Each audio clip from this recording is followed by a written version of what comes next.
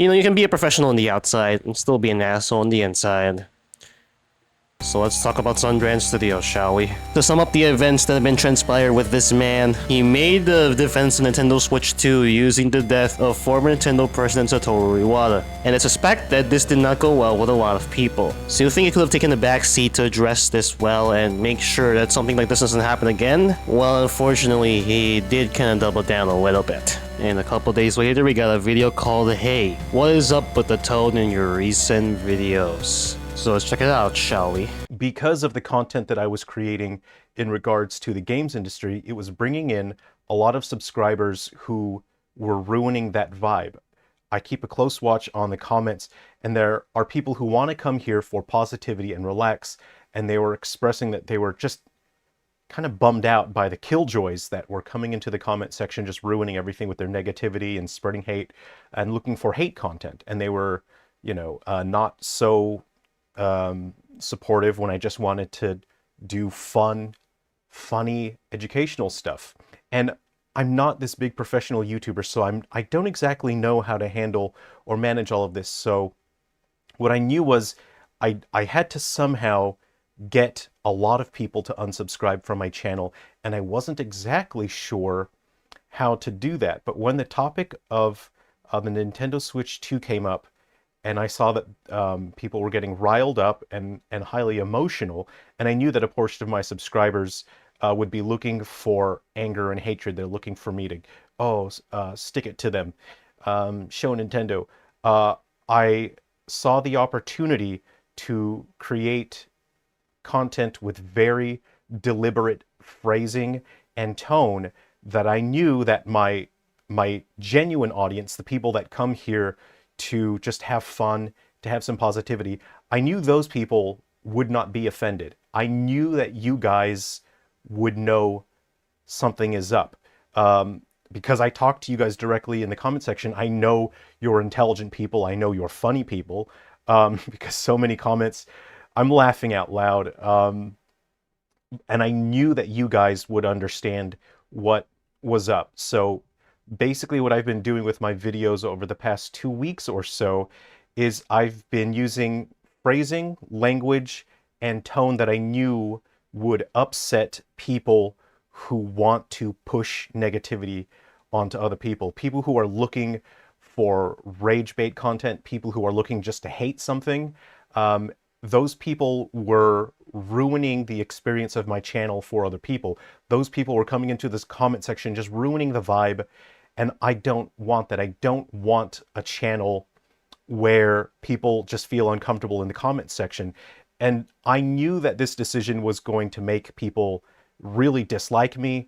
I knew that it was going to bring harassment towards me personally. And I had to calculate, is this something that I'm willing to take on for the benefit of getting people to unsubscribe so that the channel can just focus on being a positive, cool place. And it didn't take me long to decide. I mean, I knew that's exactly what I wanted. I want to make this a cool place for you guys. I genuinely cannot even believe 1/10 of what you're saying here. Cause I don't remember you getting flack for making a bunch of anti-woke videos and some educational stuff on the side. And fun fact, you were enjoying all this stuff all the way until this new criticism hit your way, and suddenly you decide to go ahead and pound down on everybody else because, well, you finally got some negative feedback on your videos and you took that really personally. By the way, if you're gonna ask if he mentioned that deleted video, yes he did. The very same video that was meant to dissuade a lot of people from ever coming to your content ever again. And in that video, you may have genuinely thought that the man was actually being real with all this stuff because, well, he keeps his composure as this real, professional adult who can keep his composure to a T. But I guess that only applies when you're talking about people that are already unlikable in the first place. On top of that, your channel has 126,000 subscribers. With numbers like that, I'm sure there's somebody ready to bat for you or become their manager, right? And furthermore, you've had months of consistent uploads. At this rate, you could have become a true professional YouTuber, admitted that, and people would have been okay with it. And lastly, you are what you make. So don't be surprised when you make a bunch of rage bait over the past few months and suddenly these people are still in your feed. And a good step to being a relatable content creator, not just a good content creator, A relatable content creator is the use of their self-awareness. You have this fucking suit around all the time, you can't even read the room for yourself? Give me a break about this. I'm going to grudge us at this point, so I'm just moving on to the comments section then. With the video being up for a couple of hours, people start digging into the skeletons in his closet, mainly with the nature of his very professional-looking approach. One comment reads, "It's been fun, man. This got weird. Feels like you were trying to manipulate us and expose yourself. I have a D&D character based on your channel called Jerrel the Bar, and I like you so much. You've managed to offend me with the weird gaslighting. Just odd behavior. Just take the L and move on." Another comment said, "For someone who's supposedly a professional in PR, you don't seem to be able to actually navigate dealing with people outside of a theoretical setting. You had the option to sit down, take responsibility for a bad emotional take, and simply get back to your content and continue with the stuff that brought us here in the first place. Instead, you're sitting down with the, well, it's just a prank, bro. For real? Legit? Your solution is to be like, actually, I bullshitted for the express purpose of emotional manipulation. Well, aren't I much smarter than you? Thanks for masking off for us. Much appreciated." Another wrote, and this is a long one, "Alright, so let me get this straight. Your current claim is to get the haters' negativity out. I will purposely deceive my entire audience and sense them so that some of them leave and the true believers will remain. I will be frank. I subscribe to a YouTube channel, not a cult. You say you're not a YouTuber, but I say that you have clearly become one. Why else would you care so much about what your audience thinks? If you admitted to it, then people could give you advice on how to be a better YouTuber. Trust is a currency that's easy to lose and hard to gain. And for someone who pride themselves in their upright principles to claim they pulled a big brain move to own the haters, please do not lie. You know it's essentially what you said. This is against what I believe you stood for. I took you for your word. If you really wanted to wean out bad actors, the best way to do that would have been to be happy and successful while uplifting creators with like minds alongside you. Instead, you remove your breakdown video and what? Bragged about manipulating people who care to watch you? Also, negativity is not a blanket bad thing and neither is positivity always good. Based on your corporate background, I expect you to know how bad toxic positivity is. Suit Jerrel knew when healthy negativity was necessary. You know how it looks. Normal human being, man. The numbers got to your head, the social media algorithm bent you over, and you betrayed the trust of more people than you bargained for. I can't believe I have to ask this, but were the dead friends a lie too? And here's the last one for now, and it reads, "Something feels off about this guy. Like I can't help but feel like all these friends he has that he keeps talking about have no idea who he is, and he's fabricated this deep personal bond with them when it doesn't exist. That story about him being laid off from the hospital, I'm starting to think it's because of stalker behavior. The dude just doesn't seem all there in the head, and he keeps trying to build this image of himself as someone with deep business ties to Nintendo, when the most important person he's talked to was probably like an intern that handles prospective indie developers or something. Dude just creeps me out. Oh, by the way, Sundrand, before you pretend that these comments are fake or you try to go ahead and gaslight some people into thinking that your channel's just absolutely fine, these are public comments. You did this, so you gotta own up to your own public loser behavior.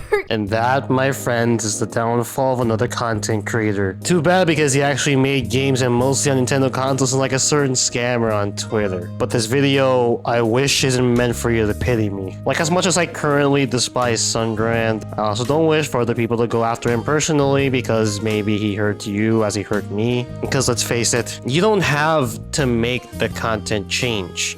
You can be the change, and I have to remind myself that I can be the change too. I've mostly said a lot of non-personal gripes with Sungrand in this video, but you want to know one of the wrong lessons you can take from him? It's trying to put up a face that screams authority and control, because if the plan doesn't work for you, it's going to be hard for you to recover after. And to be fair, that's the same approach I had when making the Snowbreak video. I thought I could get away with not playing the game and talking about the PR issues that I see are bullshit, and that tribalism in the game community is never a good thing. Because when you throw a lot of people to the wayside and when they start criticizing your environment and become defensive, well, what I got instead was a lot of flack and a loom over my shadow. And maybe I did feel like it was hard to move on from that. Plainly because you can have somebody out here not playing these woke games and just making a bunch of garbage content or fucking rage bait slop. Trying to make you look good, trying to make you feel like you're part of something. So what did I learn from the Snowbreak commentary then? It's that perception is hard, and there's always a place and time to step back and reconsider the things that you should be doing instead. Like you can make a memory with your friends or experiment on art. Forget about the backlash, forget about the side of the man, because fuck them all! If there's a personal goal you want to achieve in the near future, start planning for it. Reach for the stars when you can, because you never know when opportunity rears its head and chooses you.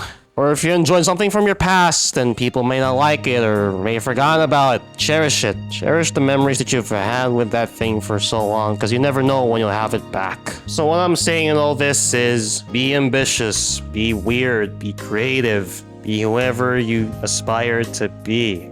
The truth is, when you can't please everybody, the only people you can please are your friends, your family, your loved ones, and of course, yourself. Because at the end of the day, you don't have to look like a professional to be respected. So stay cool and have fun. This is me, havono, sign off.